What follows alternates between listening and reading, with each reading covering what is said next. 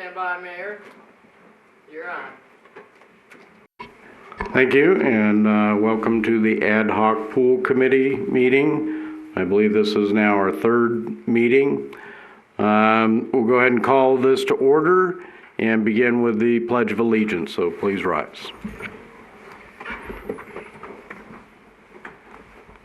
I pledge allegiance to the flag of the United States of America and to the republic for which it stands, one nation, under God, indivisible, with liberty and justice for all.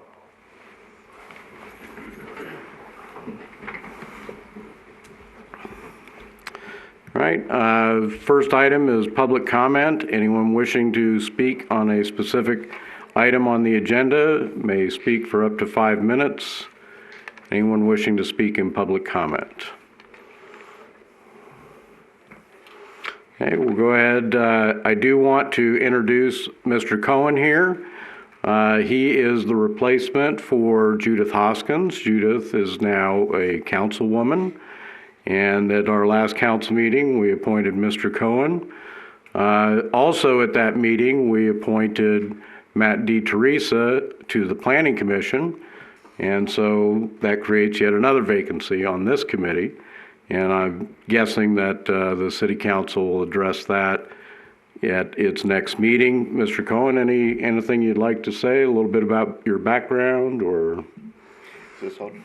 We'll just push that. Oh, okay. I asked to be on this committee because I do have 5 years experience working with pools. I come from Wet 'n Wild as the maintenance manager, and I wanted to make sure that what we did here prevented any future issues that we would incur expenses to.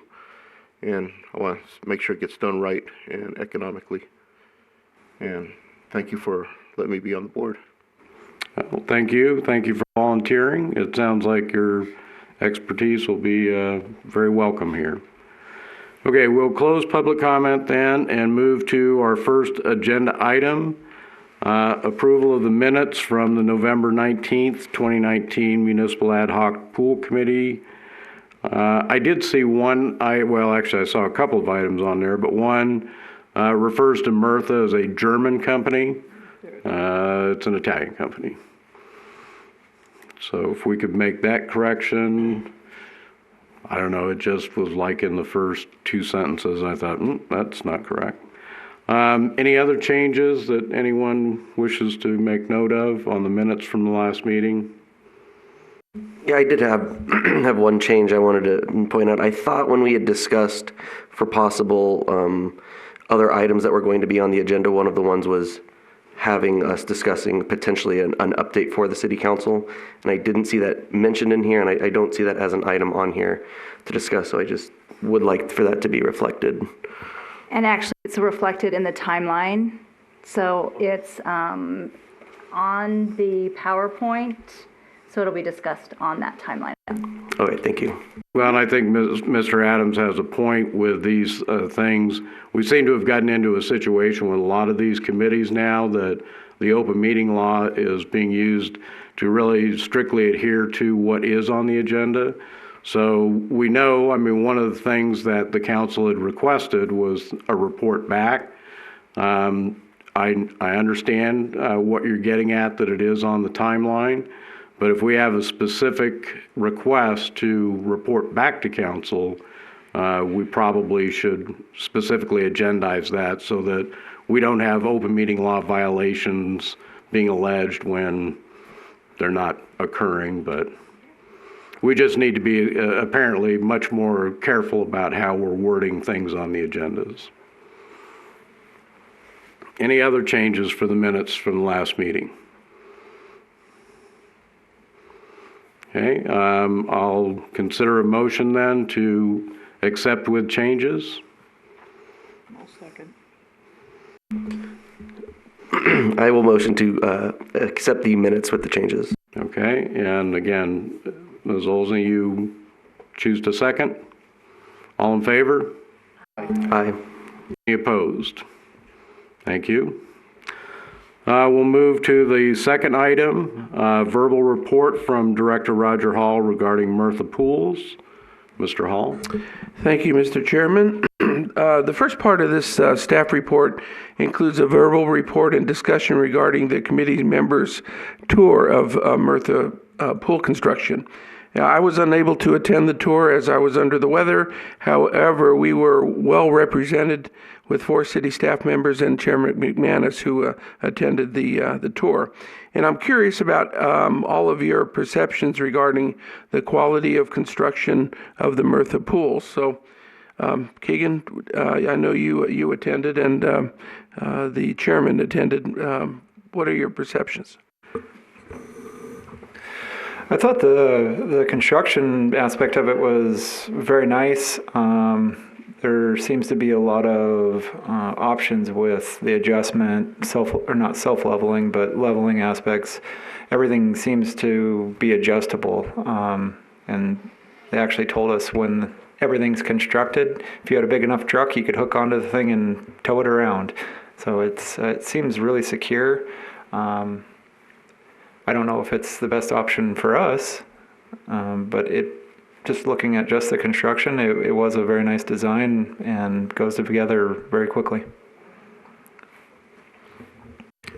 I would just say from what I saw of the work that was being done, I think at the point I was there, they were 55 hours into it, which had all the walls up, the floors down, still quite a bit of work to do on the bracing, but they were putting it together very rapidly, and that's one of the benefits of that type of pool is that they are able to do that. It does go together fairly rapidly. I think they were estimating most of the pools that they installed take somewhere around 1 to 2 weeks to set up. That's after the concrete foundation's been poured, that sort of thing. I think the other thing that I got out of it from talking with them was the flexibility of design. A question I had for them was if diving boards were put into one section, could they modify the floor to allow that to occur? They said that's a standard thing that they do. No problem with doing something like that. The particular pool that they were setting up there, the competition pool, clearly was not going to be a pool for Boulder City. There was one wall that was a half wall with the upper half was going to be plexiglass. I don't know, maybe somebody would want that here, but I don't, there were a lot of things about that pool. It was slightly a different size because it was an international meet. There were a couple of things that just weren't quite there. It didn't have a floor. They were using temporary plywood floor because they didn't need to install the floor for this competition. So I know that, it looked like a great deal. Apparently we've got an estimate here later to look at. But what I took away from it was the fact that it is very flexible.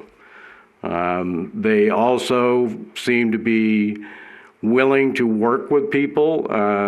There was a local contractor there, but I was introduced to 2 engineers from Italy from the company.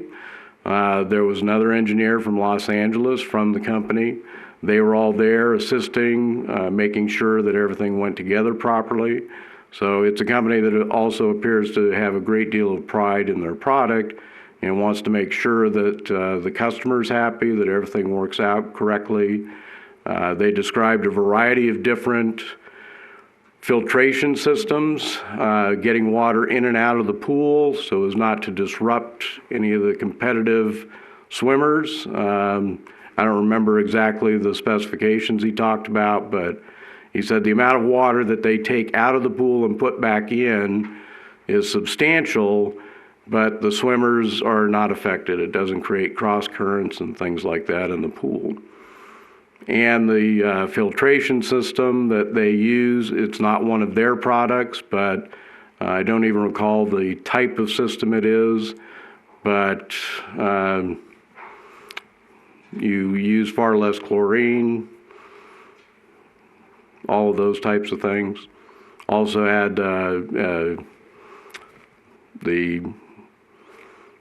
I don't know, infrared. I know it's not infrared, but whatever the IV light treatment is, that was also part of the filtration system. So again, it's an impressive operation. The pool, I believe it was the lap pool, the 4-lap pool, 4-lane pool, had already been sold from what they had said, and they had an offer on the other pool already as well. So again, impressive operation. Great, thank you. Do you want me to go to item number B? Sure. Okay. Well, any other comments from the committee? Okay. Great.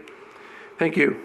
Item B, the staff report includes the cost estimates provided by Mike Mentinko of Murtha Pools. And included in your packet today was a budget opinion to purchase a 75-yard by 82-yard Murtha pool. And Mr. Mentinko, during his last presentation to the committee, offered 2 pools for possible purchase at a reduced rate. And I believe the main pool was quickly sold, and the 4-lane warm-up pool was spoken for out of country, I believe. And so Keegan will be given a brief explanation of the budget opinion.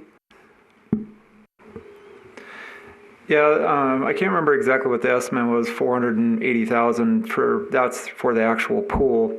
And then when speaking with Mike, when we were giving the tour in email, he was estimating anywhere between $235 per square foot of surface to $275, and that would include like digging the hole, all the fittings, the heating, the pump.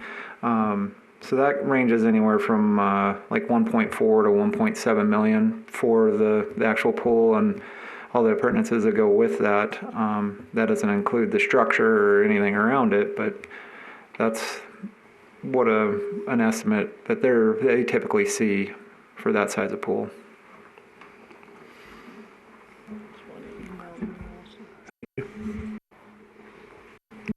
Mr. Anderson? I did take a tour of the pool a couple of times. It was kind of on my own with some people that were working down there to look at it. And to say the least, it's very impressive. It's a modern way to build a pool, I believe. I've seen them in the past, and they weren't done like this. And so, I mean, it may be $100 a square foot more than a regular pool, but the longevity could be something that if the inside was protected, is it a 50, 75, 100-year pool?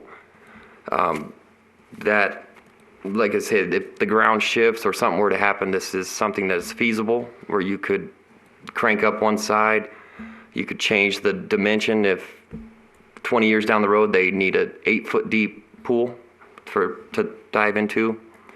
The only thing that I had asked the gentleman before was how much it would be to, say, replaster the pool. Not replaster, but put the finish on the inside of the pool, because if that's 25 years and we could stretch it out 25, 30 and replace that, and that creates the, good integrity of the pool, then this pool could last a very long time versus concrete pool, replastering, fixing. There's always problems in the side of a plaster pool in the future. So I think it was a very neat pool. You say it may fit into the budget somehow or may not, but it could be an option. Being that these other 2 pools are kind of basically already accounted for, is there other opportunities? Do they foresee other potential uses where they have these, tour pools or kind of these, where they're using them to display, that we could potentially get these maybe a little bit down the line? Yeah, that was my understanding when I was talking with Mike. He didn't give me any specifics or any dates of when the next one will be available, but he's like, yeah, we can work something out with you. Because that might be helpful, because obviously we're still at the beginning of this, so it's a little, early to maybe pull the trigger on these things, but knowing that might be a potential for us, and coming down the line that might, if we're working on it, so that when the next one does come up, we're ready to go. Because for me, I see, I wasn't unfortunately unable to attend any of the tours, but I did do quite a bit amount of research, and it does seem that in the long run, with proper maintenance, this can be potentially a lot cheaper. I mean, it all depends really on maintenance is the key thing, but it does have the potential to, save us money down the line, and to have a really long pool so that 30 years down the line, we're not at this process again, after we've just paid off the whole thing and then time for a new pool. So that's something that I think we should certainly be very considerate of. Yeah, the durability seems a lot better, as Mr. Anderson was saying. The durability is a lot better with this. Plus, there's a lot longer warranty with it. I'm not sure what sort of warranty you'd get with a plaster pool, but it's not going to be the 25 years you're going to get with this one. Right, and I think, one of the big things is because it's stainless steel as being the base of it, I mean, that has the ability to be flexible, literally, whereas concrete, the longer it sits, the more it continues to cure, the harder and more rigid it gets, so that when you have, potential an earthquake or something like that, all those little sorts of things, the more rigid it becomes, the more likely you're going to have issues with that. So having that ability, especially in this area, to have a flexible pool, I think is certainly something we should be looking towards. Once again, for me, it's having the potential for a pool that can last us longer and longer, so that we're not coming back to this right at the end of the time we're done paying for the whole thing. Yeah, two other things that Mike mentioned to me when we were touring is they're in the process of building, I can't remember if it was in New York or where it was, but they're in the process of installing another pool, and it's going to be in between two towers, like apartment complexes, and they're going to build them in phases. So they'll build the first tower, and they want the residents to be able to use the pool as they're building the tower. Well, if you have one tower, it's going to be leaning a little bit. So they're going to adjust the pool so the water flows over the rim all the way around evenly. And as they build the second pool, everything's going to start shifting back the other way. And they'll come in, I think he's saying they're going to come in weekly or monthly to check the leveling on the pool, and they just start turning some bolts and they can level it up that way. So it is very versatile. And then the second thing was, he was mentioning over, I think it was in Europe, they do their construction of pools completely different than we do here in America. They spend more money up front by basically creating a crawl space around the pool where you can go in and level it at any time. You can fix all the fittings and everything, the pipes, which that's going to cost a lot more to be able to create that chamber. Where in America, we spend more money down the road having to either dig out concrete or all the backfill to get in there and make those fixes or adjustments. A couple things that Mr. Menteco brought out to me was many of these pools in the past were being built for NCAA, Olympics, things like that. This one in Las Vegas right now is for the ISL, International Swim League, and that is, I believe he said, a 2-year-old organization. So it is possible that there will be now more of these type of events where the pools will be built and then put up for sale. So that's a possibility too, that he thought that there would be more of these available in the future than what there had been currently. Any other questions or comments? Mr. Hall? No, sir. I'm good. Okay. We'll move to item number 3 then, verbal report from Purchasing Manager Paul Sikora. Thank you, sir. I'm Paul Sikora. I'm the Purchasing Manager for the city. I thought it would be prudent if we could take a couple minutes and discuss the Nevada purchasing laws, the NRS, regarding the purchasing of goods and services as it relates to the Murtha pool or any pool. That way you can help make an informed decision as you go forward. So I've provided for each of you in your packet a 2-page memo with excerpts from the NRS. If you could put that in front of you, if you don't mind, I'd like to just run through some things for you. I'll give you a second if you need it. Sir? Julie?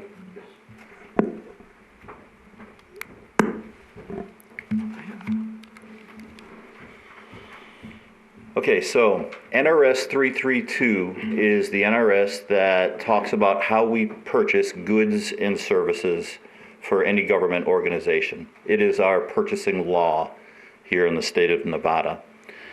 If you look at in the very top paragraph 1A, and I'll summarize it for you. It says, any contracts in excess of $100,000 must be competitively bid.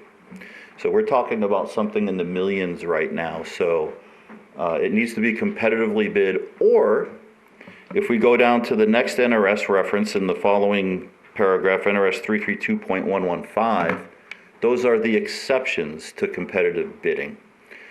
So if we have something over $100,000, we can look and see if one of these exceptions applies.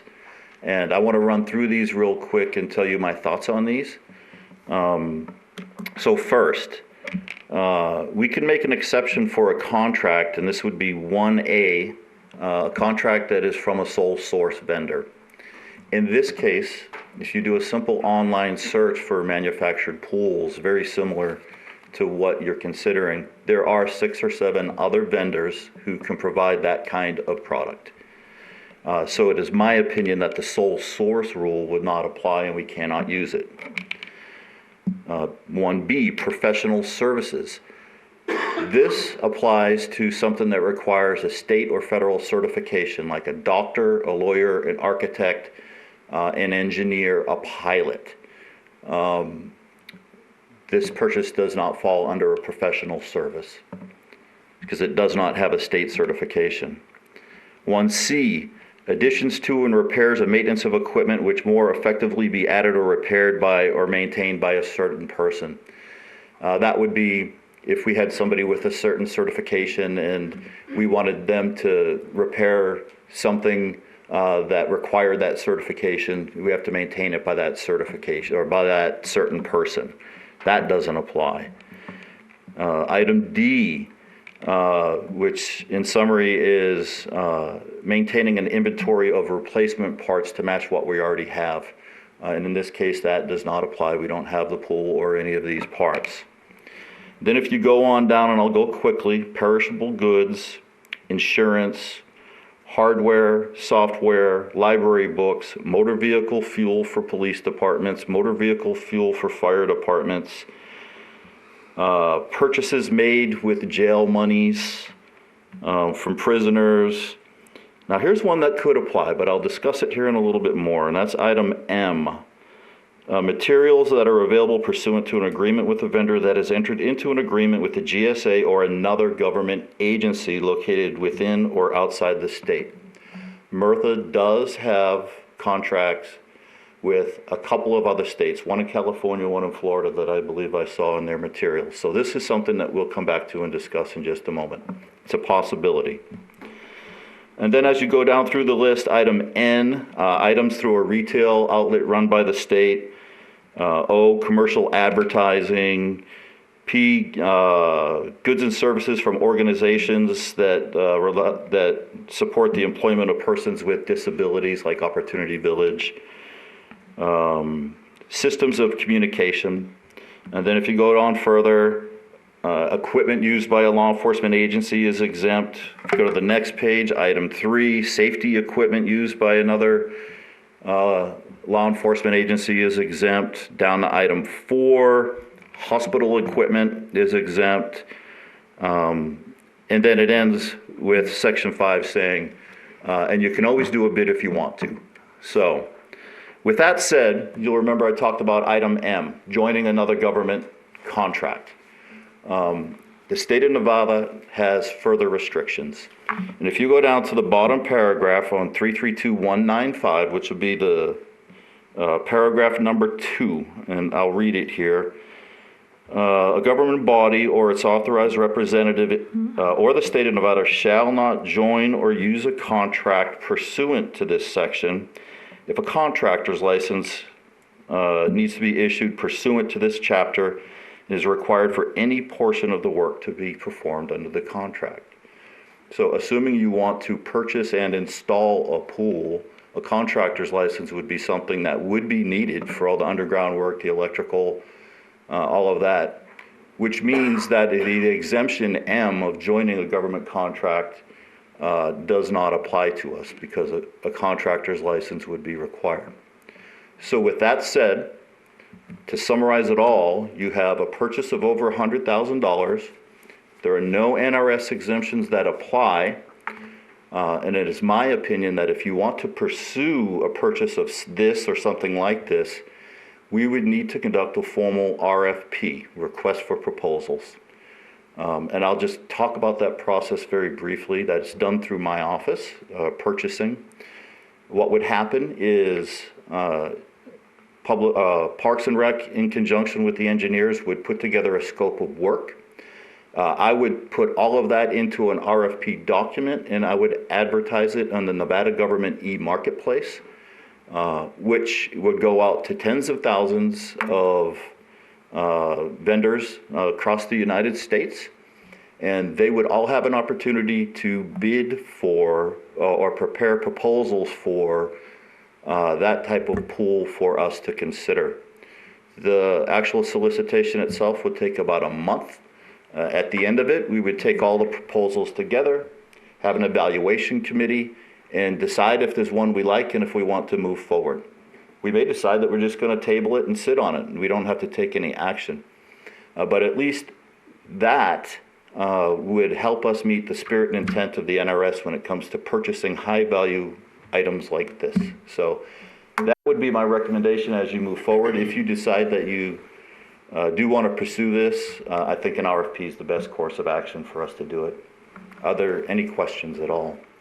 I do appreciate the information, Thank you, sir. Mr. Sikora. I think this committee realizes that we're not making any decisions about buying pools. Right. This was an opportunity that presented itself. It certainly is an intriguing possibility. Mm-hmm. It's a type of pool I had never heard of before, at least according to their salesman. And, he seems like a very nice guy, but right. I also realize when I'm talking to a salesman, right. Their product is unique. And the fact that they don't weld it so it doesn't deteriorate the qualities of the stainless steel. There are things like that, but this committee is not going to make that call. I understand. I just wanted to provide you with the information to understand how the process would work if the decision was made. Yes, and I do appreciate that. Any other questions? I have a question. Am I on? No. Now you're on. How far in advance do you have to do the RFP? You said it takes a month, but if someone narrowed it down, then you have... Here's a pretty close timeline for an RFP, and I'll just use these fictional dates. If somebody was to give me a scope of work by January 1st, I would publish it. We would close it on February 1st. We would convene an evaluation committee, probably done around February 15th. We'd make a recommendation of award. Doesn't mean we're going to award it. We're just making a recommendation. So that would be around the last week of February. Then we have to wait 5 mandatory days in case there's a protest. So that takes us to 1 March. Mm-hmm. Then we start writing and negotiating a contract, which will take about a month to 1 April. And then after that, that would need to be approved by City Council, which would take us into probably the first week of May before City Council approves it. And at that point, then you could maybe look at commencement of work around the 1st of June. Okay, thank you. That's what that would look like. Okay, thank you. Okay. So if we were to you'd make the recommendation of award, but let's say we don't necessarily do it right then, I guess I'm asking, how long is this RFP kind of good for? Should it take us a while and we, or want to look back at it 6 months later? Once we make the recommendation of award, we're technically in a negotiation phase with the vendor. If the vendor says their proposal is good for a year, we're good for a year. If they say it's valid for only 90 days, then that's where we are. So it's more on the vendor side, kind of how long they're willing to yes, agree to that. Okay. Yes, sir. Can that be made part of the RFP to specify need at least 6 or 12 months? Absolutely. We can put whatever we want to in that scope of work and see if they'll comply with it or not, or if they come back. Yeah. Because I see the interesting, problem is, the interesting thing here is that these things pop up and then suddenly they're gone, right? And Right. we don't move that fast, and for good reason. Obviously, we want to be very sure.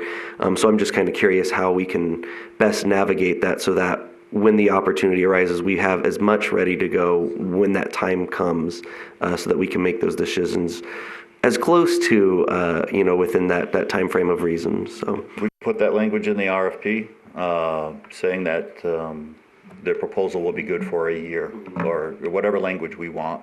And we turn that right over into the contract if we write it. And then we don't necessarily have to go with the cheapest one. No. We're looking at specific, technical aspects to this thing. So who's ever providing the best the best service, I guess, at that cost, what's kind of that deciding factor? For an RFP, you're looking for the lowest responsive and responsible respondent. And there's different ways to determine that. It's not just price only, like a formal bid. So in this case, in the RFP, we would establish criteria on how we're going to score them. And we'll use some fictional.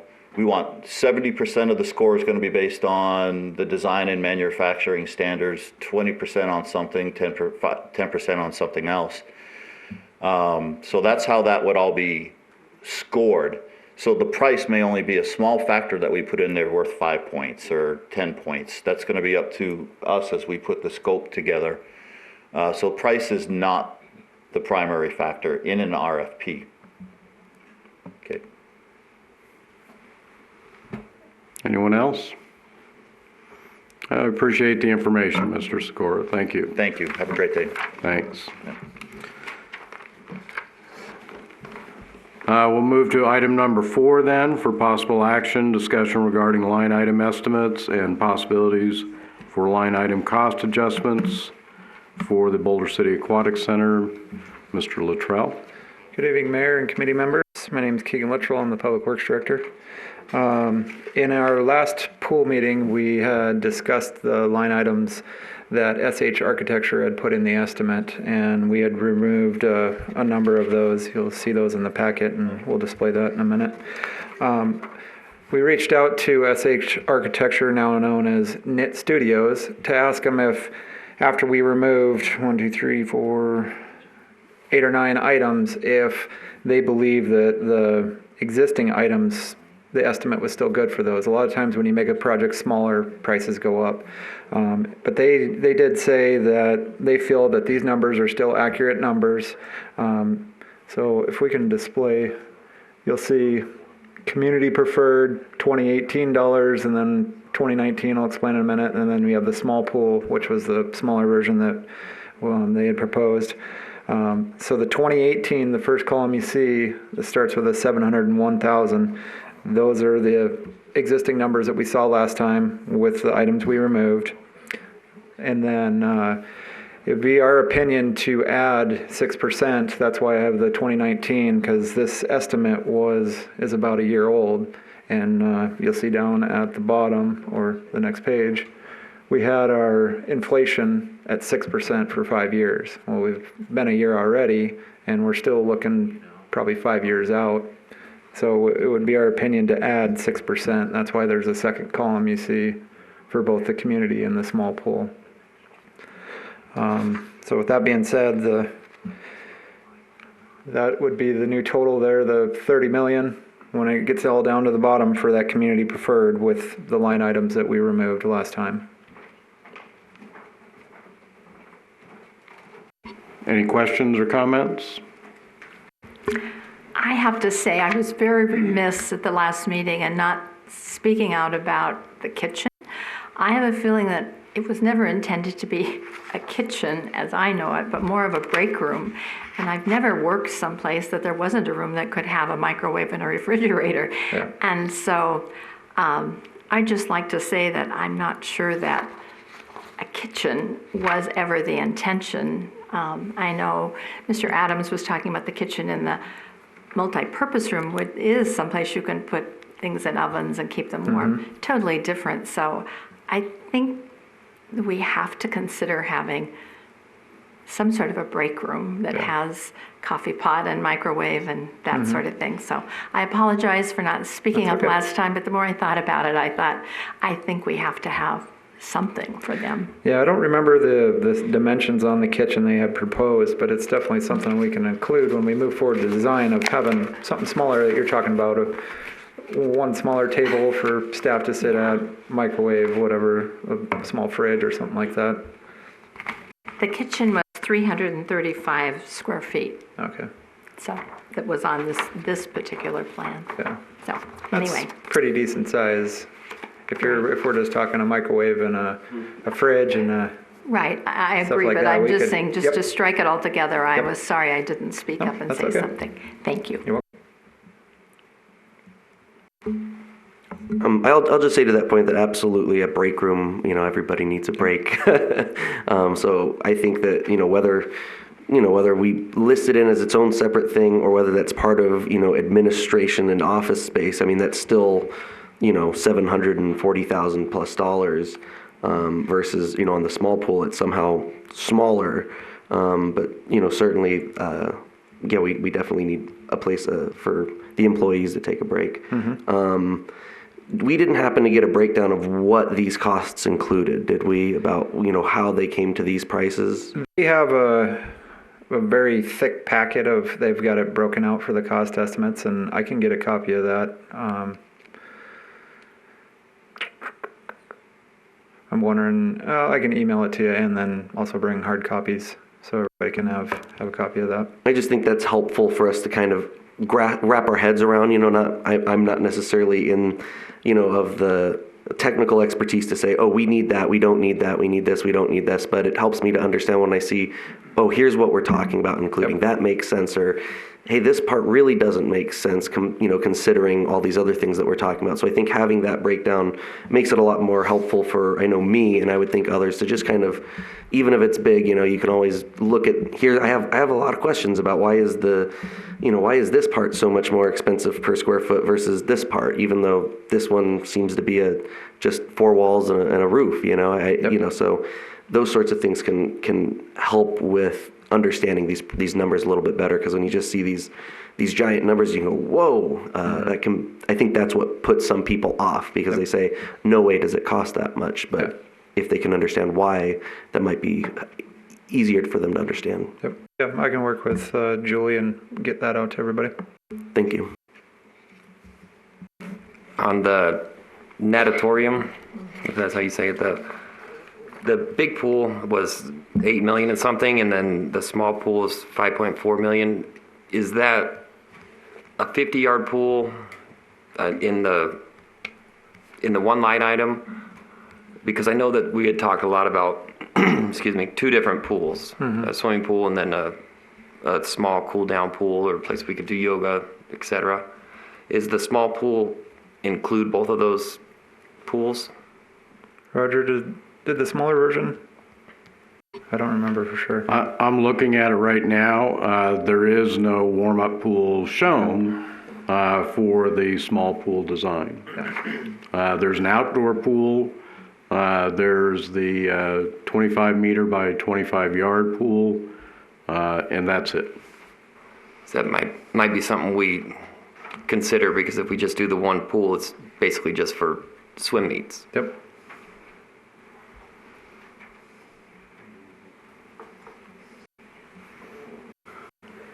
So, I mean, again, I guess it kind of gets back to my other question. Is the natatorium just that much more, $3 million more just because it would cover that much more space? Yeah, it's based on the size of it. Yep. So it's just that much more material, $3 million worth of more material. Yep.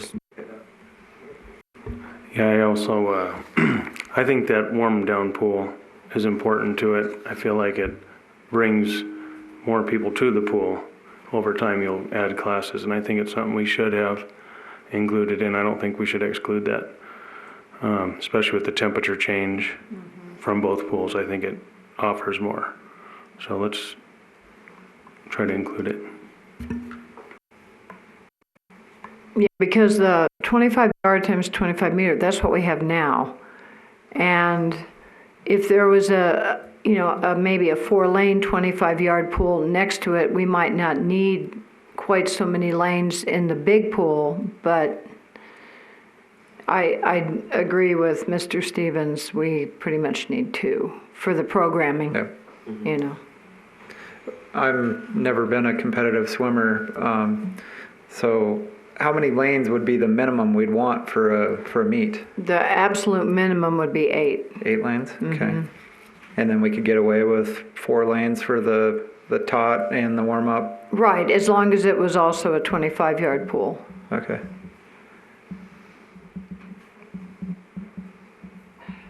I think the key is not number of lanes, but size of pool. Yeah. And the standard seems to be the 25 meter by 25 yard.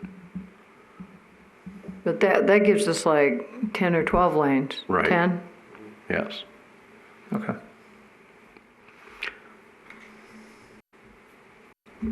And then, as the site work, maybe I just don't understand what the site work is. Is that putting everything back together around the pool? Because they seem to be the same numbers. Yeah, that's everything just, externally. Yeah, okay. Yeah. Landscaping, grading,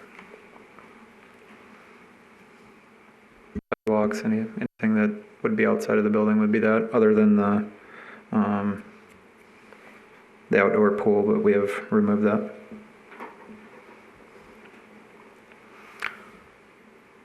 One thing I would like to see us try and do, and I thought that we had clarified this at the last meeting, attempting to work with these designs from the past, the community preferred and then small pool. Those designs were, at least the community preferred, the community didn't prefer it. It was rejected by more than 70% of the voters. And we can get into discussions about whether that was the bond issue, the pool design, the scope of the project, whatever it was. When we start looking at some of these figures for the natatorium, and we just have an $8 million figure out there, I don't know that that's reflective of what we're trying to do, because we're not trying to a la carte the prior design. We're trying to say the scope of that, the scale of that, was not acceptable. It wasn't acceptable. It's not affordable. We have to find some other way to go on this. So I'm not sure that just pulling out some items and then saying, well, here's the new price, is reflective of what we're trying to do. And if we keep coming up with values that the public is simply going to reject again, then it's nice to show up for these meetings, but we could probably all be doing something else too. So I'm not sure how we can get there. I don't know. I did see in your notes that apparently SH Architecture has transitioned to a new firm. Yeah, Knit Studios is what they're called now. I guess it's been in the process for a little over a year, but they were finally making that transition. I don't know if they got bought out. I didn't hear all the details. Okay. I'm sure, having gone to most of the meetings that they held and that Roger, Mr. Hall, had arranged for the public, I know that there was a lot of effort that went into this, but we were always kind of talking about the same basic designs, and that simply wasn't accepted by the community. Yep. So if we can't find some way to rework these designs and get these costs down significantly, then the community is just not going to support it. So if we talk about, well, okay, we want to have a standard competition pool, again, everybody I've talked to in the swim business says that means 25 yard by 25 meter. And I do understand that might give you a couple more lanes, but that's the quote standard pool now. Yep. There's a standard depth now. The standard is that you have a 4-lane warm-up pool. So that's fine if we start with those as basics. Then we need to look at the design of the natatorium and say, okay, is it still 8.3 million, or can we do something with that figure and get it down by $2 or $3 million? Does the roof above the 4-lane pool need to be the same height as the roof above the competition pool? I don't know if that's going to save money, but I think we have to look at those things and just doing a la carte pricing, I don't know that we're getting to that. Now, I don't know if the architects are prepared to do more than just say, yeah, the figures that we gave you before are okay, just throw 6% on and you'll be good. That really wasn't my intent on what we're trying to accomplish here. Yeah. I understood that from last time. I was just trying to give you a somewhat accurate representation of what it might cost. I understand that we remove X, Y, and Z, we're going to need to do a new conceptual design. SH Architecture, Knit Studios, we don't have a contract with them anymore. But we could always entertain having another contract with them or go on a completely separate route and giving them, okay, this is our minimum of what we want, the committee and what staff wants, and put together something new for us. And you might be 100% right about the natatorium. If we give them these minimum requirements, the natatorium might come down by a couple $1 million. Any other questions or comments? Mr. Stevens? Yeah, I would also like to say if we can maybe get a couple different options on that too, ask the architect. And maybe one of those options would retain the racquetball courts that are there now and try to include them in one way, in one of those options, just to see it. Because I know that the racquetball courts weren't that bad when I saw them when we did the tour, so maybe if we can just get one option with those racquetball courts included. There we go. I just have a question. When the architect was presented with what we hoped we could get, they just fulfilled those wishes. They didn't really have a budget constraint, right? So that makes a big difference when you're asking someone, could we build something that we like for a figure that we think might be approved by the voters? That's a whole different. Oh yeah, that would definitely be helpful for them. Sure, I would think so. Yeah, Thank you. We can give them our wish list, and then if we could give them a goal, that would definitely help narrow it down for them. Sure, thanks. I think part of that is too, we need to go and look at some recently completed projects, say over the past 2 or 3 year period of time, that are similar, at least in scope of what we're thinking about. Because when I tell others the costs of the projects that we were considering, it usually just ends the conversation. You know, it's not like they feel a need to go ahead and carry on, because the impression I get is the figures were just so far out of the ballpark that they just look at me and go, well, good luck with that, and move on. Yeah. So I really think we need to get some comps on this. I don't know of any pools that have been recently built in Clark County, but you know, Arizona, Utah, New Mexico, I always hesitate looking at California for construction costs because they tend to have inflated costs above what we have. But I'm just afraid we're kind of spinning our wheels or grasping in the dark, that we keep looking at these figures here that not very many people that I've talked to felt were within the ballpark of what municipal pool projects should be costing. Okay. Yeah, I'll definitely do some research and see if I can find anything in the near vicinity, see if anybody's built any pools, and it might be a little more than 2 or 3 years, but that can still give us a better idea. There's one up on Hollywood that Clark County built about Hollywood? 3 or 4 years ago, yeah. And I know some high schools, they don't have competitions there, but they use it for practice. Okay. So it'd probably be smaller, but it'd be worth checking into. Yeah, and we can compare notes with these estimates and see if they're It's even in the indoors. ballpark. Yeah. This question is for Sarah. He said that they had just completed a pool at Dixie in St. George, and that perhaps would be a pool to look at that maybe doesn't include some of the amenities that we, if anyone were going that way. I just thought, Yeah, no, when he that- said that's close. Yeah. Is that an indoor pool, do you know? I don't know, I just remember him saying they had just, well, I would think maybe it would be. It was at the It school. is, yeah, it probably Anyway, is. that might be one to look at. It is Anyway. indoor. It's cold in Dixie, I know that. It's about the same elevation as here, but it probably, I mean, I'm sure it's colder. But yeah, that'd be a good one It's- also. Might be worthwhile. I've heard some people in the St. George area, when I talked to them about our costs, and they were very surprised. They said there's pools there, recreational pools that are, were less costly, so.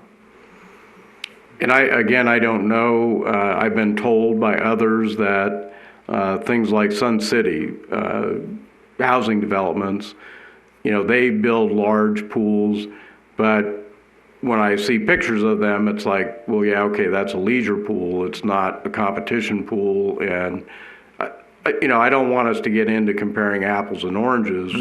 We need to look at something that's similar to what we have. But it may be worthwhile looking at a couple of those. Apparently the Sun City down in Arizona, in the Phoenix area, just recently completed some new project down there. Okay. I think the one in Las Vegas in the Anthem area also did one. Those are fairly large-scale projects that we might at least get some idea of cost comparison, even though the projects aren't identical by any means. Yeah.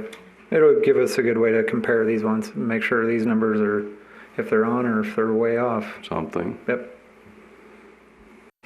Yeah, I think what the mayor said earlier is the voters, I don't think if we proposed another pool at this price, it's not going to happen. So we really need to stress to the architects, let's get the pool cost down, but still maintain, quality, but try to use what we have at some point, but just get that price down. Yep.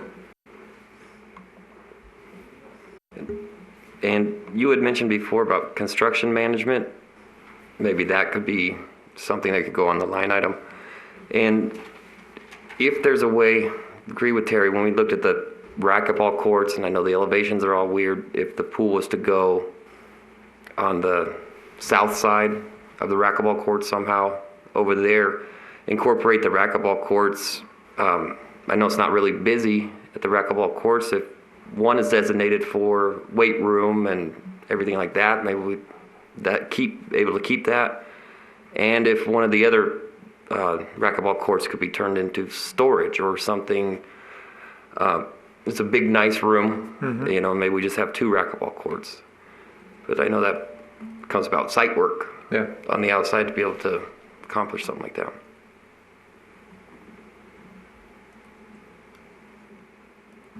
Yeah, I think the ability to repurpose as much as we can for whatever those purposes are should hopefully save us money. Obviously, if we're going to spend just as much money trying to adapt them into this other use, then maybe we want to consider something else. But where we can repurpose or maintain what they already are, if we can keep those racquetball courts there and still do everything else, and we just kind of build kind of back into that, I think those are things that we. At least I'm certainly interested in. I think most other people, when I talk to them, that's, what they really want is that new pool. That's, they, locker rooms also, I do definitely hear about the locker rooms, but those are the real big things. I'm not hearing, the racquetball courts, the weight rooms, we need, we do have a gym at ABC Park, we have a lot of these services, and everybody, they just want that pool. They want those locker rooms to be a little bit nicer. And so I think that's really where we need to focus, as much of our efforts. And then once we get that number figured out, knowing what we're doing afterwards, okay, yeah, maybe that is a little bit more manageable, and so we might be able to consider these other little things. But I think if the biggest focus is on getting that pool, getting those locker rooms, then I think that gives us the picture of what people are actually looking for us to accomplish. And then beyond that, we'll take that step when we get there, but we have to have that be the focus.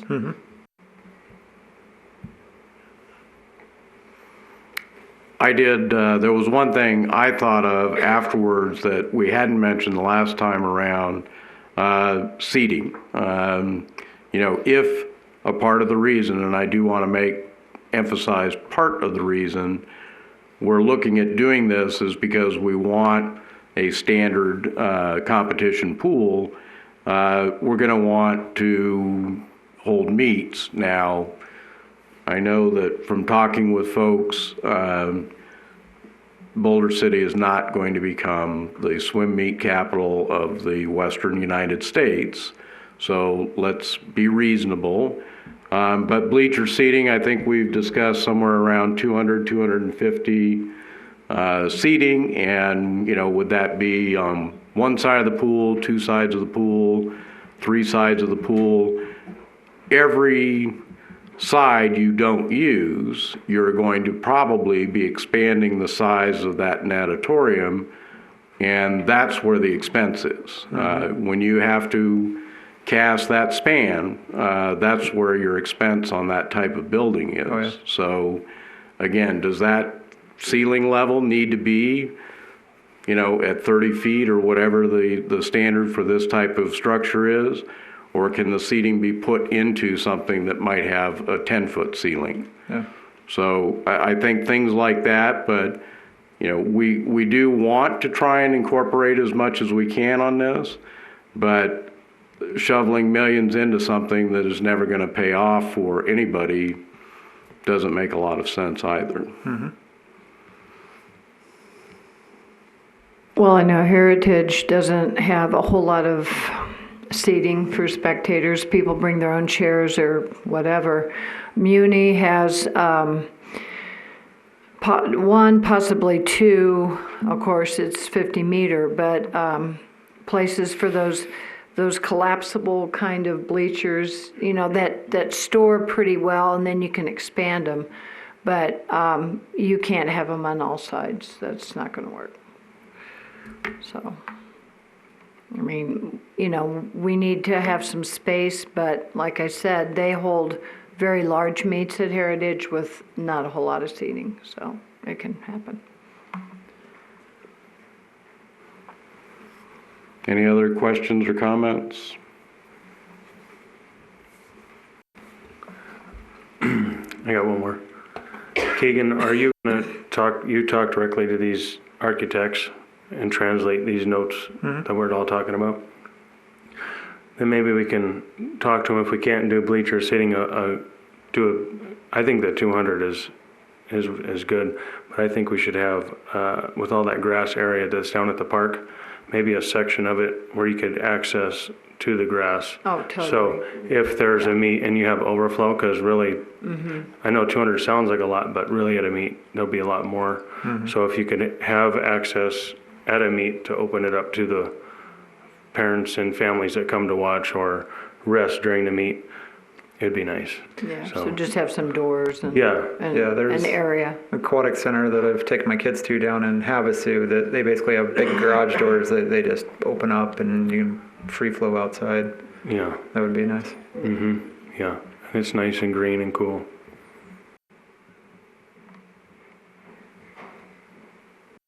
Anyone else?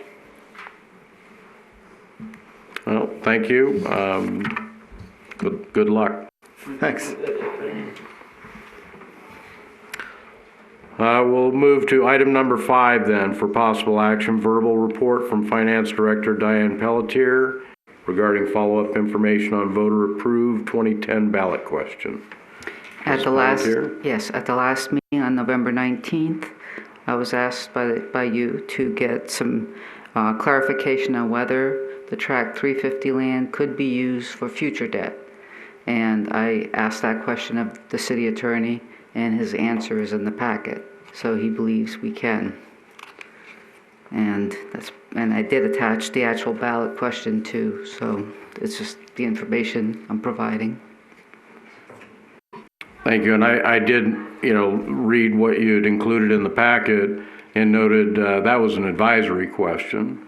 Apparently there was a resolution that came out of that following the election, but the question itself was an advisory question. It's not a binding question.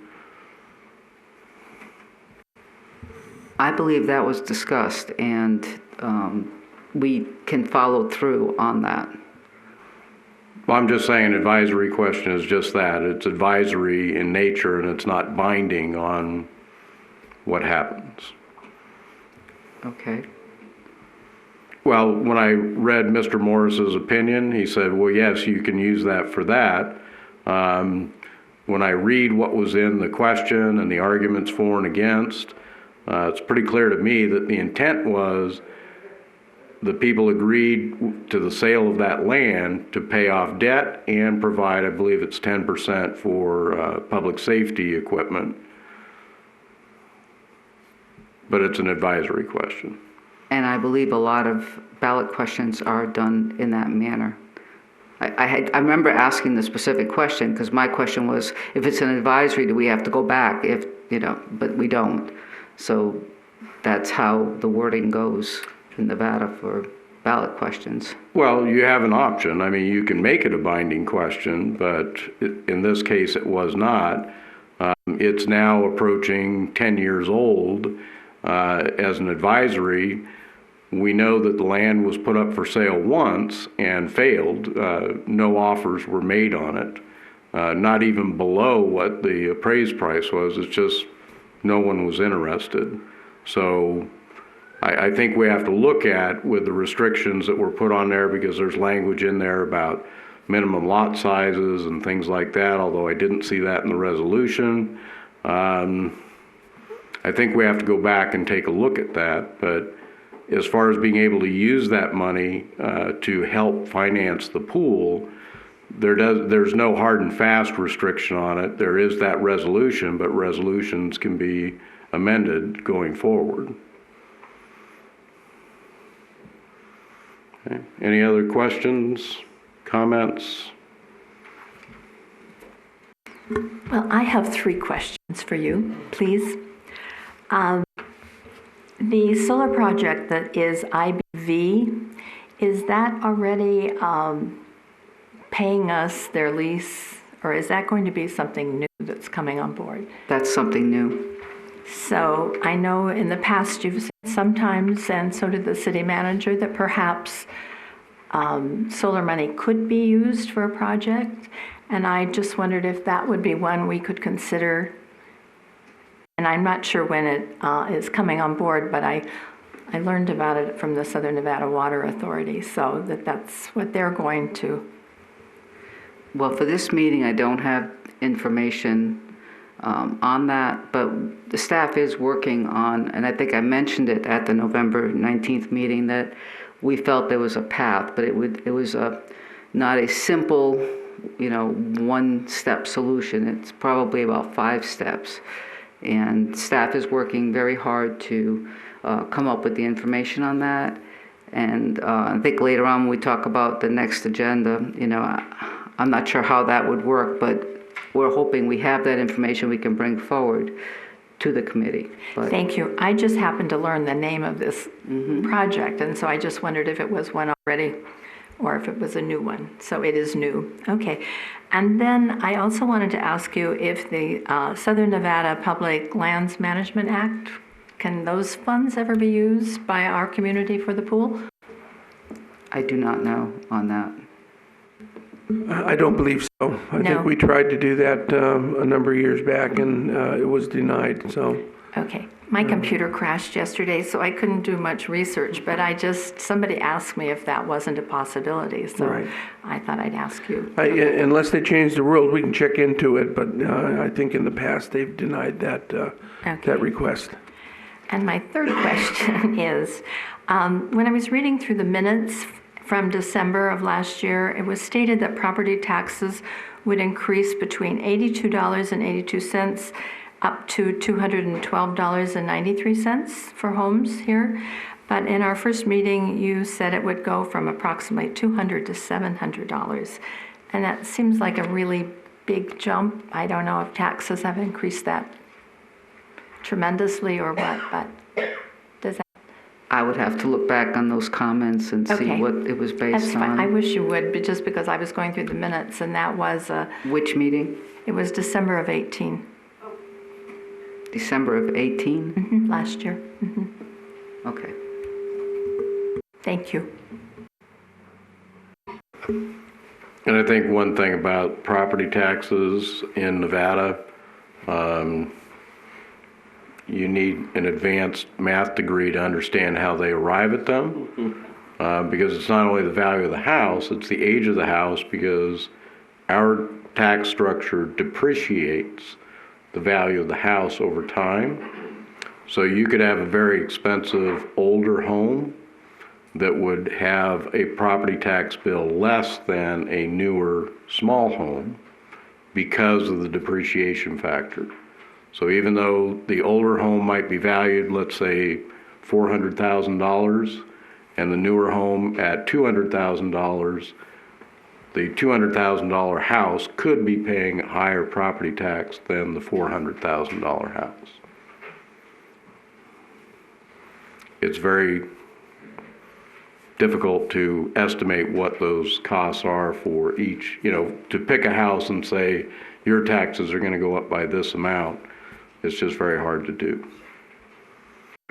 Just want to be sure, you said December of 18, so that's a year ago. When we started the committee, they gave us a lot of background, and which was good, and that was just one of the things that I noted in there. And then, so I was just curious. And then, since we're talking, so you are working on the funds from this IBV that might be available for the pool? It's a much bigger plan than that. I'm sure.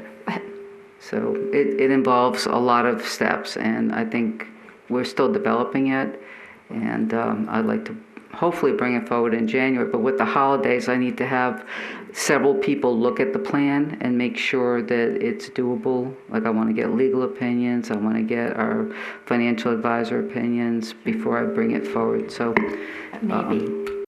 And I think too, we're getting a little far off our agenda item here as well. I know we're not arriving at any decisions, but I think if you can put that information together, that's clearly one of the focuses of this committee, is to identify funding sources. So, okay. Any other questions regarding the use of that money from Track 350? Track 350, by the way, is the land around Boulder Creek Golf Course. All right, thank you, Mrs. Pelletier. We'll move then to item number 6, possible action, discussion, and staff directive regarding timelines associated with the municipal pool.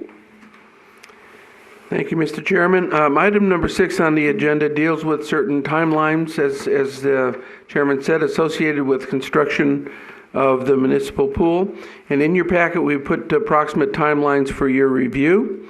Resolution number 6984 states the committee shall submit recommendations to the City Council no later than May 31st of 2020.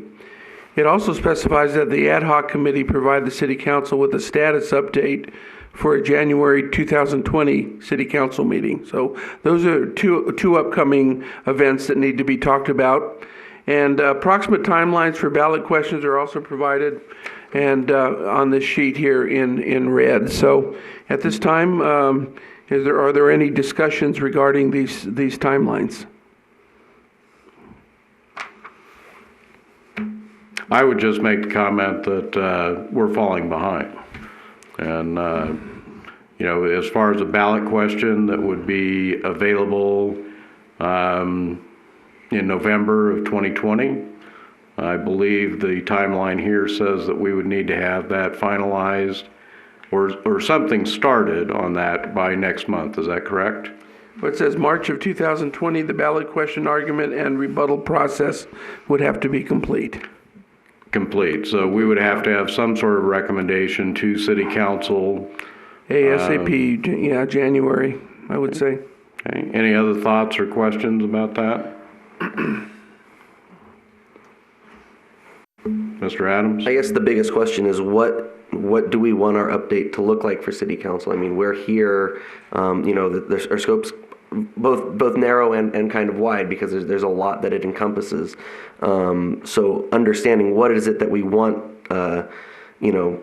that we want to report to the council, because at this time, it would almost be nothing too new to report other than that we've been receiving a lot of information looking at different possibilities, but there's certainly no recommendations at this point.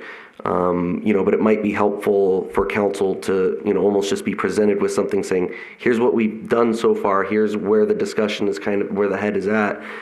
And so that maybe council can come back and say, this is where, these are the specific things that we need, from you guys at this right now as we move forward, as once council can have that conversation about, once they have that information, because we are down to a very small amount of time, and we need to start, focusing in on what it is that we're going to accomplish. So I guess that's kind of my question, is where do we see ourselves come January or February?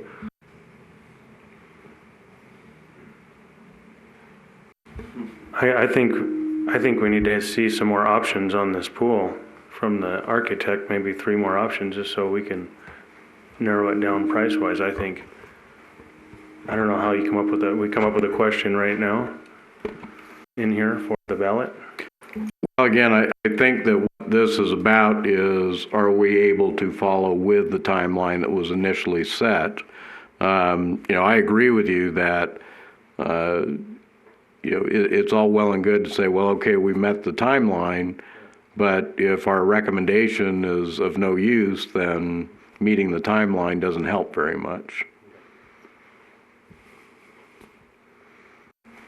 Well, I think that our best chance of success is having, that we could tell the community we do have an idea of funding that might be possible, some of it, and that we have done work to come up with something that perhaps is less expensive and very usable. If we can't say that, I would think we're destined to. And if you can't, it's how it will be presented, and I think that we really want to have some good information. So I wouldn't see that by January we could have a question.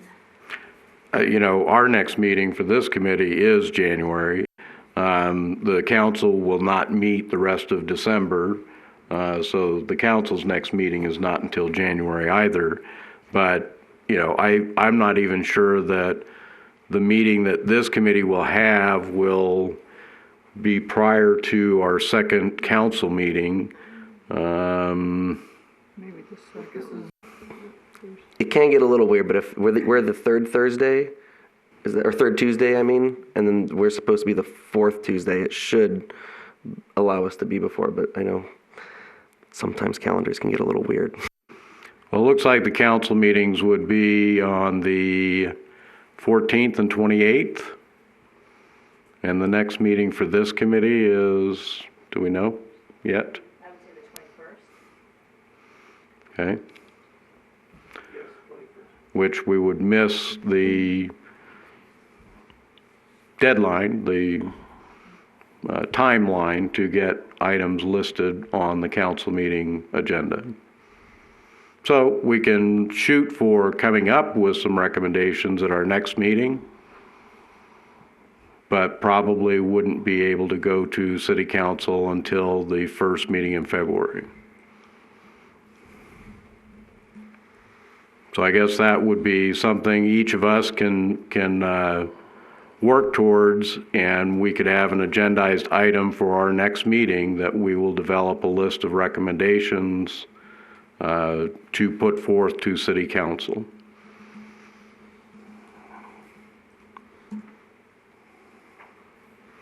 And recommendations may mean that we don't have enough information yet. So, it's not that we're saying, okay, we have a plan. Sometimes the recommendations say we don't have a plan yet. We're still working on it.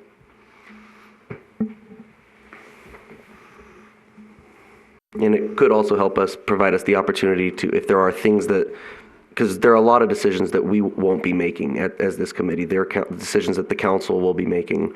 And so having that information coming back from the council saying this is what they might be doing, so that the council has the opportunity to discuss what's going on, then it starts to bring it all together, because that's where we're at right now, is we kind of have two different things, and they're not meeting up right now, obviously. So even though there are two members of council on here, we're not communicating with the rest of the members. They can watch these meetings, but I think we need to have that point where the council can provide us a little bit of direction. We can provide them an update with where we're at. And I think once we get that, that's when we can start focusing in on what we're going to do.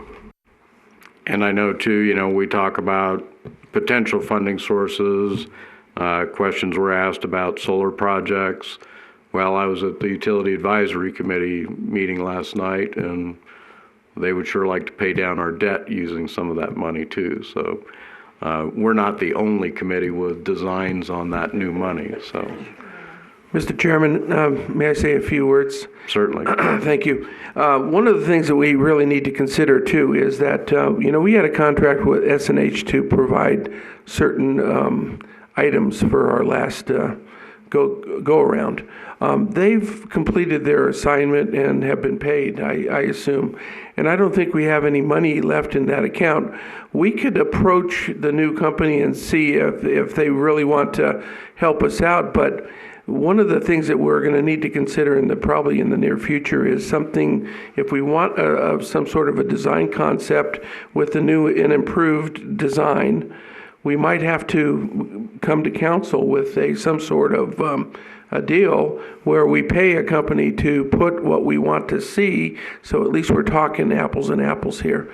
Because right now, if we don't do that, they can say, we'll help you, and we don't have any, we don't have a contract with them, where they're doing it on their own free wishes, but it's a lot better sometimes with a little money will go a long way in providing the information that you're going to need to make a decision.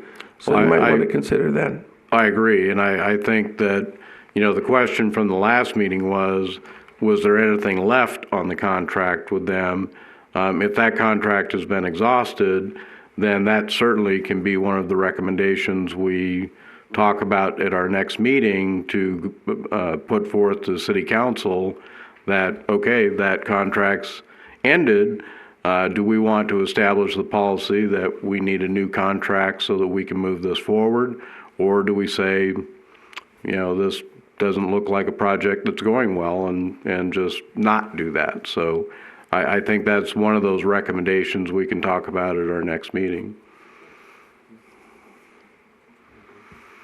Because I agree. I mean, it's nice to pick up the phone and say, hey, you remember this? Can you tell me what you think? But that'll get old for them after, 3 calls maybe.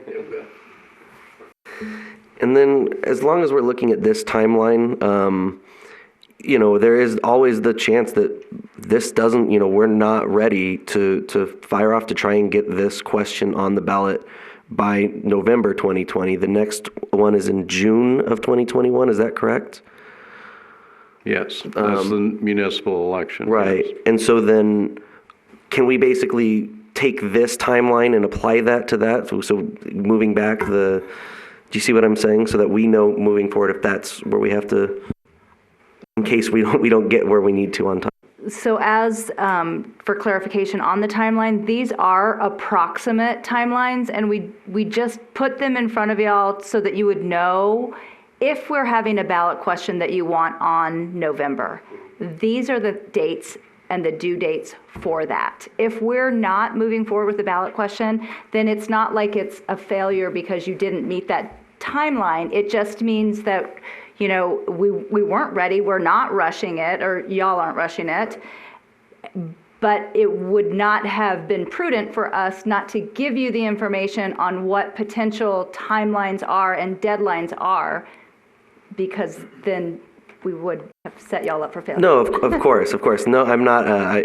You guys didn't pick these times. Yeah. And I can, if you would like, we can extend this to be for the next, even though as of right now, this committee is supposed to end in December, this time next year, but it does have the ability to be extended should City Council want to. I can put the ones on for June of 2021, just as a point of reference, because these are approximate timelines and or dates for consideration for the committee. Right, and I'm not saying that we can't get there, but I just want to make sure that we are aware that we need to be sure that we're being thorough so that we get this done right. That's the most important thing, is getting it done right rather than getting it done, next month. So. Yeah, and I think going back to council, when we said we would, and let the other council members know, here's where we stand. And, we'll, if we need another resolution, we'll do another resolution that's more reflective of the reality that we're at right now.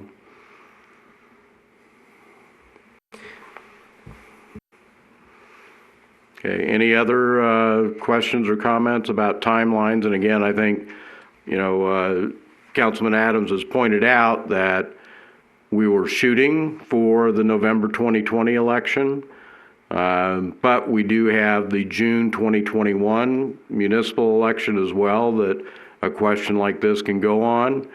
Ms. Callaway had pointed out that, there's some flexibility on these dates, but that becomes very less flexible because, the attorney has to review it. It has to go to the county election department. They have to get everything in order. It's a process. It's not like, oh, okay, here's the question, put it on the ballot. There's 2 or 3 months of time that are required to do that.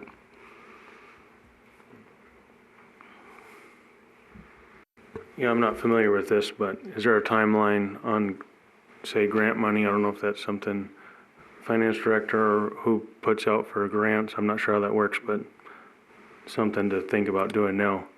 Our next agenda item is future agenda items. Okay. And I think we can talk about how that's going to work at that time. Any other questions or comments about the timelines? So next month then, please come with some suggestions or recommendations.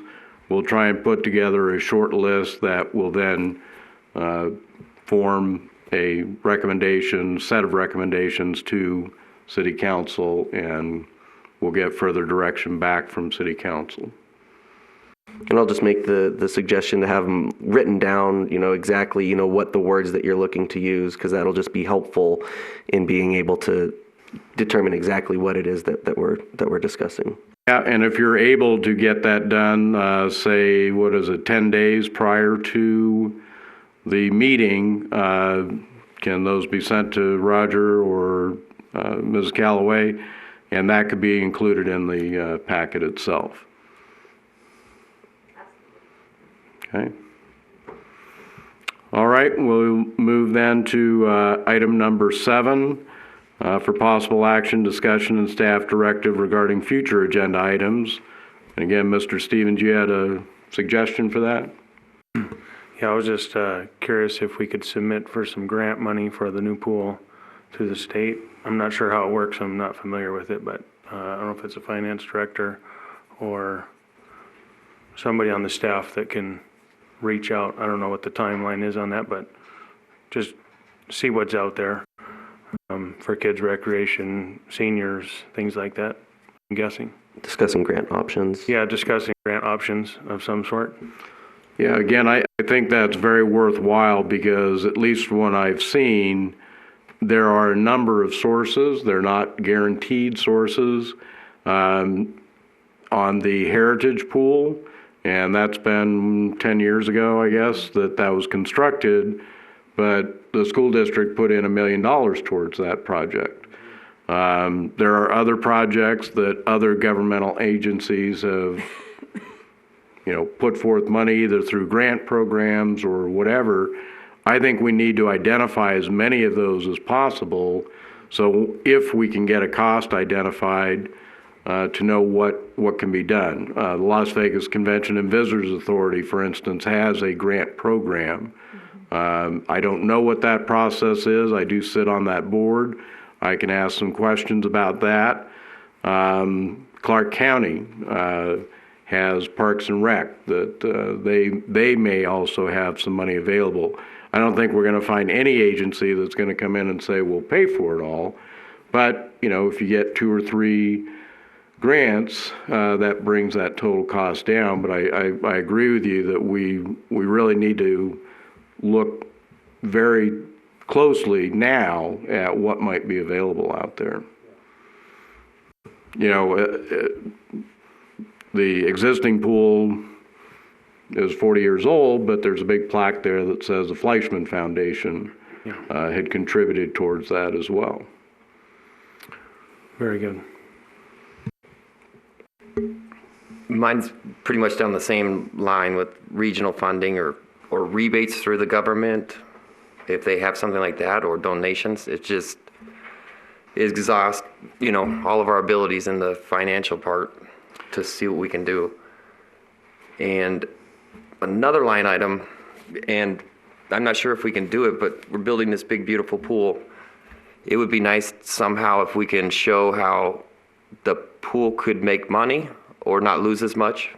I don't know, there's yoga programs. We've talked about going to the hospitals, getting people involved with the hospitals. There's a lot of training that could be done in a pool.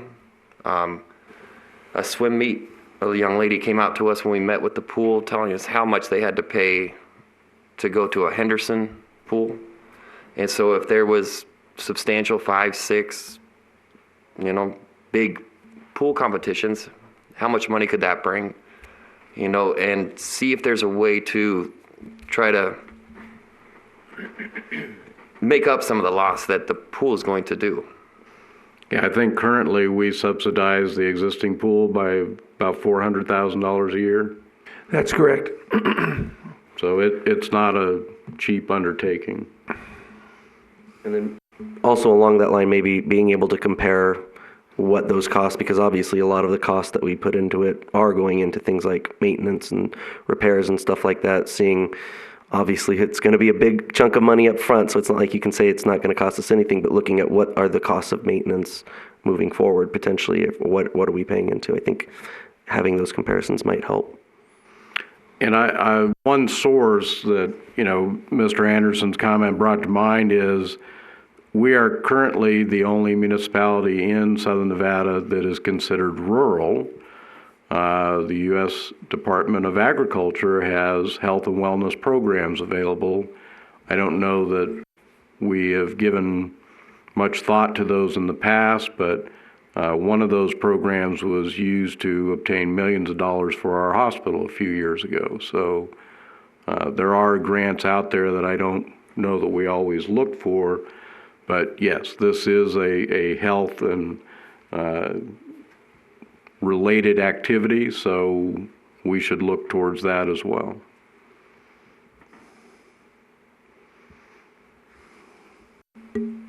Another finance question, and I believe you addressed it. We talked last time about the 5-year plan and starting to put money away, and I'm sure the budget was our timeline was a little constrained for this time. But I was kind of reading on the CIP list and where the money goes. Is that what you're talking about? Can we get in line in the CIP, or, you know, put a vote in for possible looking at starting to fund that or saving money in that way? Well, that's part of the plan we're working on. And that's why I don't really want to, you know, give too many details until I've vetted it out with several officials that I feel really need to kind of give it a stamp of approval. So, but yes, I'm looking at that. But there is a limitation. I did say that at the last meeting, that the general fund can only contribute, Carol, no. 10%. Okay, it's 10% of the general fund can contribute 10% of the expenses into the capital projects. So we're limited each year on the amount, which is about $3.5 million right now, is what we can contribute. So at that rate, it would take a long time. So that's why we're looking at other possibilities of funding. For our next meeting, can we clarify, because the lease revenue, the land lease revenue, which includes the solar projects, my recollection is that when that passed, the 20% goes to the capital improvement fund, 20% goes to the general fund, and 60% is at the discretion of the city council as to how that money is spent. The way that's worded right now is 20% to the capital improvement fund, which has to be approved by voters to use, which would be like the ballot Right, once it question. goes in, it requires voter approval to come back out. And the 80% goes into the general fund. Actually, 76. 76, well, because we have the 4 funds that the city council approved a few months ago, I think it was October, for the Vehicle and Equipment Replacement Fund, the Compensated Absences Fund, the Emergency Fund, and the Loss of Revenue Fund. So we're taking 1% based on what the council approved. That was the pool pack recommendation. So it's really down to, what did you say, 76% instead of 80% to the general fund? Well, again, if we could, I don't want to, because it's not agendized, I don't want to go into too much detail this evening, but a clarification that what the law says regarding lease money is 20% to capital improvement, which then requires voter approval to withdraw, 20% to the general fund, and 60% at the discretion of city council. Currently, council has made the decision, as you say, some of it to go to these new funds. 76 to the general fund and the 1. But that's by resolution. That's not. That's by ordinance. Okay. But that's not a requirement of when the charter was amended for these leases.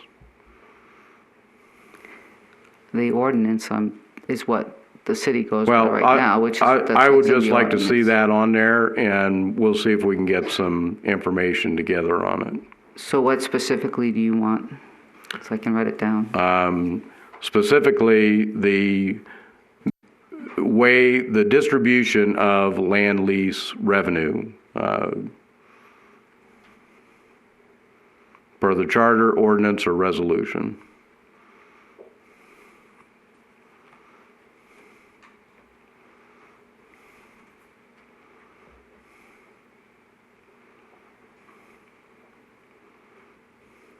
Okay. Any other items that people would like to see? We've already got, Mr. Luttrell has said he's going to reach out and try and find some comparable projects, see if we can get some additional information on what those may cost. Mr. Hall has mentioned that the architects aren't going to work for us for free after they've fulfilled their contract. Any other items that we need to discuss? We know we've already talked about the recommendations that will need to be made. And grant funding opportunities. Okay. This might be out there, but is there, may not be a question, I'm not sure, but with this having solar down in the valley, is there an option for putting solar on the pool or a portion of the pool, or is that just going to add to cost ultimately or something? I think that's something that can be discussed. I don't know, Mr. Luttrell, if, you or your staff would want to offer any suggestions at this point. I think we're kind of early in that, but, Okay. No big deal. I don't think it's something we should ignore. No, it's definitely something we can look at when we're doing the design. Right now, it's too early on in the Okay. process. And maybe that's just something we ought to keep on our agenda as a recurring item, our design issues, so that as people come up with different ideas or different thoughts, we'll have an agenda item on there where we can discuss those. That's a good idea, some design.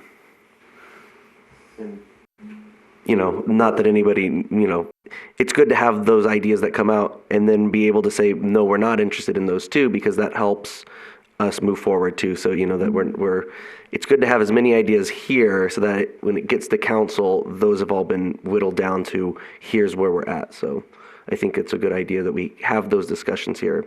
And then that way we can say yes, no, maybe, and then we get that there. So are we going to put that on the agenda? Yes. Okay.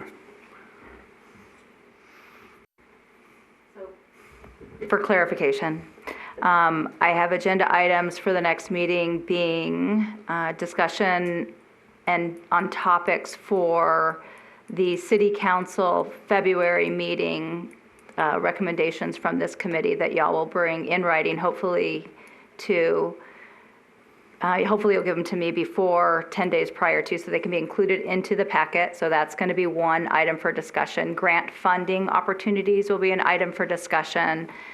Public Works, Mr. Luttrell will be giving us information on comp projects. We'll have a clarification on use of revenues from the solar leases, and a agenda item on design issues, design I would options. I would just say discussion of design elements. And an item like the solar then would fall under the design elements, correct? We don't need an additional line item, correct? Correct. Or agenda item. Thank you. Anything else? Anything from any staff members? No, sir. Okay. That will then bring us to our last item, public comment. Anyone wishing to speak in public comment, you may speak on any issue you wish for up to 5 minutes. Seeing none, we will close public comment and adjourn the meeting. Thank you. Thanks, everybody.